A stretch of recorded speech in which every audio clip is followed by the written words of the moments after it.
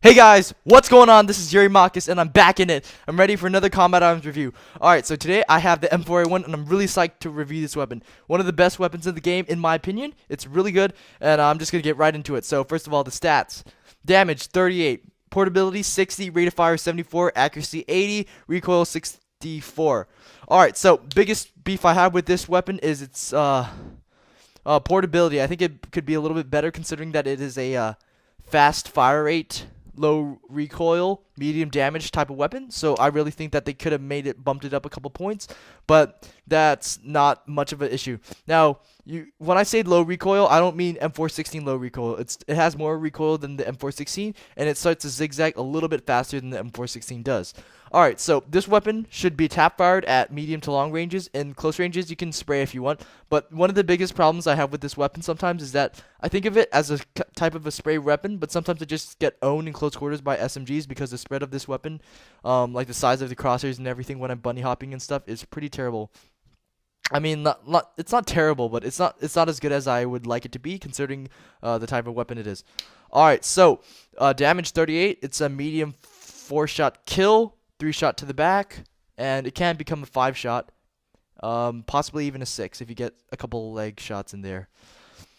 All right, so I didn't really notice a damage drop off in my games, but I was mainly sticking to medium ranges, not going too far away, not going like sniper rifle intensive, and yeah, so this is a really good weapon. Now, the biggest thing I like about this weapon is the kind of upgrades that you can do to it. Now, first of all, if you're going to get the fire rate upgrade, which I got before, which was kind of stupid actually.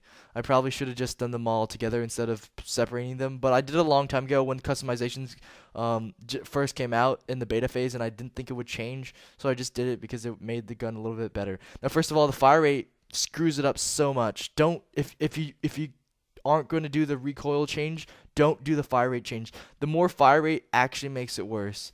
I have a damage and a fire rate one on this. Now, if you want to do something and you don't have enough to do the recoil one, I recommend to first do damage proficiency. I don't know proficiency. It's customization, the piston, and then do recoil, and then do fire rate, because you need if you put the recoil on this, it's gonna have less recoil than the M416. So I actually might recommend doing this, but I don't have the version of this. But I'm going to put out an M4A1 CQBR review because I'm boss like that, and I will show you how that works. Basically, difference between M4A1 and M4A1 CQBR, my bad, is that CQBR has a little bit more portability, but other than that, I couldn't really tell the difference. Alright, so later on, I show you gameplay stuff with the recoil change kind of thing. But right now, I'm just doing damage and what's it called? Damage and the fire rate change, which is more, by the way. Alright, so this gun, even when you put on the damage proficiency, it doesn't make it a 3-shot kill. It makes it a more solid 4-shot kill, because it's like, when I say medium, it's on the weaker side of medium, and the M416 CQB is on the stronger side of medium. I think it's like a 1 or 2 point difference, but makes a pretty big difference between a guy surviving with like 9 health or a guy just dying. All right, so this gun, I don't. It should be tap fired. You can burst in medium ranges, I guess. Burst the first 3 to 4 shots because it'll go straight up. Maybe you get even a nice headshot just based on the recoil. And it's really easy to control. Now, as you saw right there, sometimes I just go to burst fire because you got to let that recoil settle.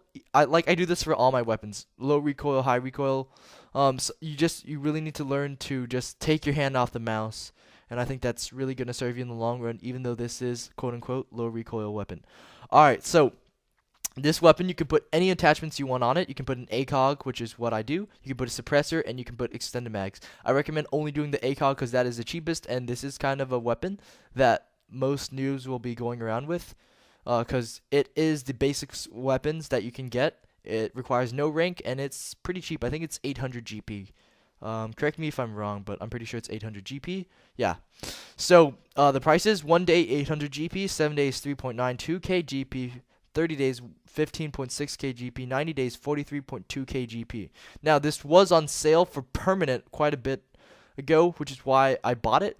And if you guys didn't take advantage of that, sucks for you. All right, so um, this is a really solid weapon. If you haven't done so, please try it out. It's really good. I think that it's even better than the M416 and the M416 CQB if you customize it.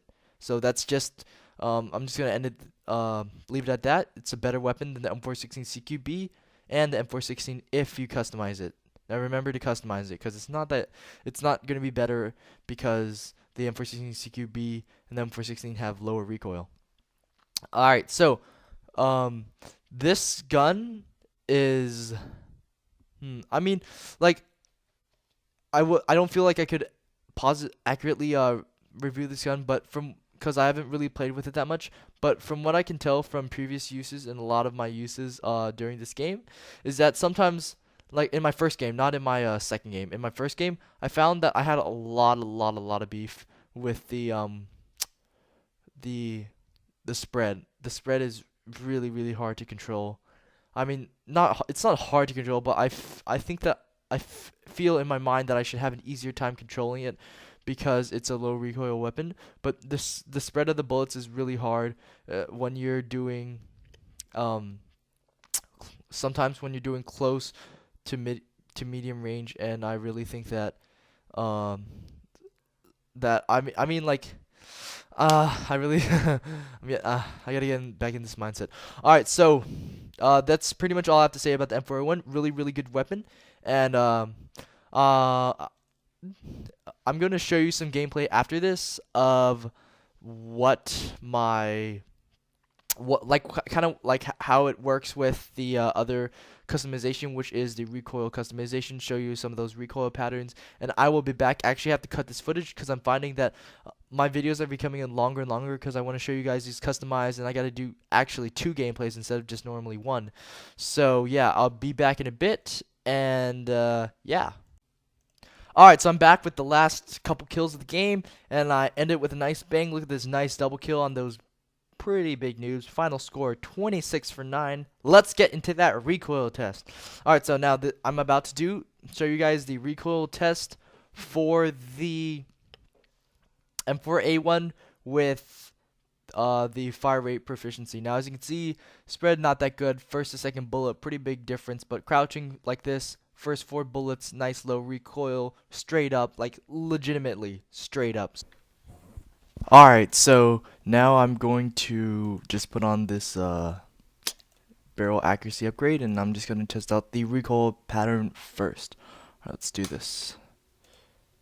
Yay. Alright, so this is just a recoil test of after I put on the recoil proficiency. As you can see, look at that nice tight spread, really nice. Look at this. Super low recoil, really easy to control. Definitely recommend you to fully deck this thing out. It's a really good. Alright, so I just go into an oil rig game. Haven't showed you guys that in a bit. I do think that this is my favorite map, and I really love it. I can play both sides pretty well, but I prefer Bravo for swooping in and getting lots of kills, and I think that Alpha is easier to break a spawn trap. But that's just my opinion, and take it with a grain of salt.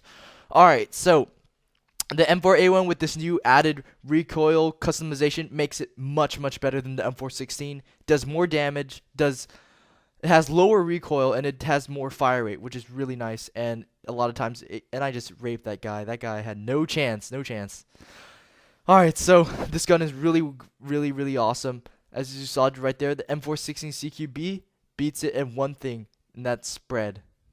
Dang. The recoil proficiency doesn't change the spread, but it does change the crosshair size. So it's a bit of a problem. M416 CQB still is better than the M4A1 in close quarters, but the M416, the GP version, I think, like, this is just my opinion, as I said, I think that the M416 is worse than the M4A1 in close quarters when fully customized. I just feel more comfortable with the M416 CQB. I feel like I can move my mouse a little bit better, and that's probably because of its less fire rate, which makes it better. So, yeah.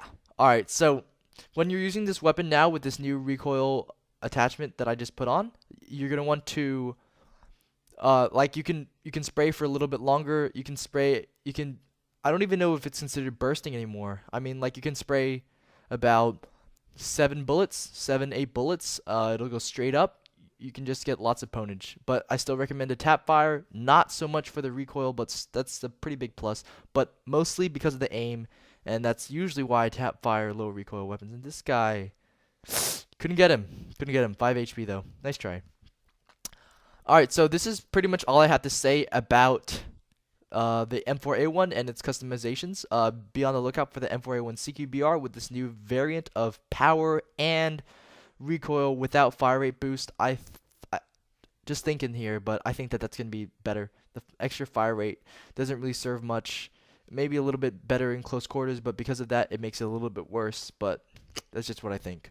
Alright, so I think that you guys might be wondering why I haven't been posting in a while. I haven't posted the past like 4 or 5 days or 6 days, depends on when I get this out, and that is because I have not made any videos. I already uploaded every single video that I made, and I have been playing a StarCraft 2 for a lot recently, like a lot. I was training my butt off to beat this one guy in StarCraft 2. This guy, like, I'll just tell you what it was going on. Alright, so we made a bet that I couldn't beat him. Because like he's first time ever playing StarCraft 2, but he had a diamond level coach. I'm not gonna tell you names for security purposes, but whatever. So his username is Massive Air, and he's a really cool dude.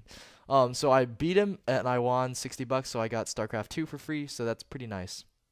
Alright, so first of all, what I want to say is that StarCraft 2 is a really nice RTS game. Everything matters. You're always doing something. There's constant action.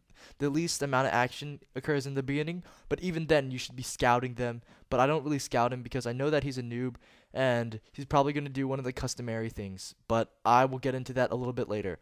So I'm going to post up the StarCraft 2 video with my lovely commentary, of course, and I hope you guys look forward to that. And Modern Warfare 3. Oh, Modern Warfare 3. I mean, I think it's a fun game sometimes, but I'm finding you have to play with friends in order for it to be fun anymore. I'm having so much trouble having fun with it now. I mean, I can get decent KDs, I can get decent scores, but I just don't think it's a very fun game since I played StarCraft 2. I have to be honest, but yeah, I'm probably going to release more content, and this video is pretty much coming to an end. Spoiler alert, we lose. Look at this. I thought there's no way in hell that I could bring us back from that freaking huge loss, but I did kind of break us out of the spawn trap, if that's any consolation. Alright, so I want to thank you guys for watching, and this is pretty much all I have for now. And like I said earlier, please be on the lookout for the M4A1 CQBR review, but that's going to come out after my StarCraft 2 lovely commentary. And I hope you guys, oh yeah, it's getting to Christmas soon, and you guys should be really careful. Oh, and by the way, StarCraft 2, if you're wondering, it costs $60. I recommend you to buy it if you want to. It goes on sale in winter for $30, so if you guys ever want to play with me, just go do that. Or you can play the demo version. But StarCraft 2 is more of a small type situation map, and I mean, not small type situation map, it's big. Less players kind of deal.